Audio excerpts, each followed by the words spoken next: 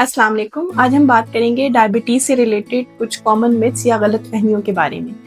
Diabetes کے بارے میں سب سے کامن مت یہ ہے کہ میٹھا کھانے سے ڈائبٹیز ہوتی ہے.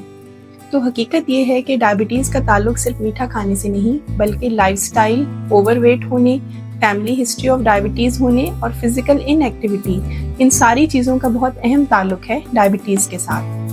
ڈائبٹیز کے بارے میں ایک دوسری مت یہ ہے کہ انسولین کی اگر عادت پڑ جائے تو پھر وہ پرماننٹلی یوز کرنی پڑتی ہے، چھٹ نہیں سکتی.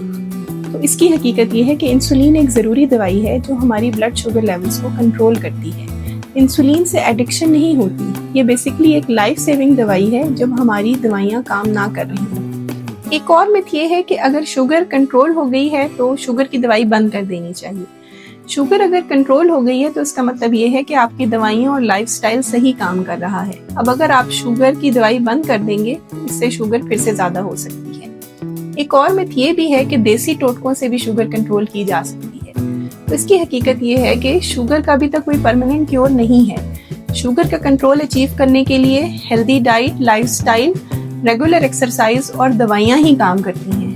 تو آپ اپنی دوائیاں بھی ریگولر استعمال کریں گے، ایکسرسائز بھی کریں گے اور اپنا لائف سٹائل بھی ایسے رکھیں گے جس سے شوگر کنٹرول میں رہ سکے. ڈائبٹیز کے بارے میں غلط فہمیوں سے بچنا بہت ضروری ہے. صحیح معلومات اور ڈاکٹر کی گائیڈنس سے ہی آپ نہ صرف اپنی شوگر کنٹرول کر سکتے ہیں بلکہ ایک صحت مند زندگی بھی گزار سکتے ہیں.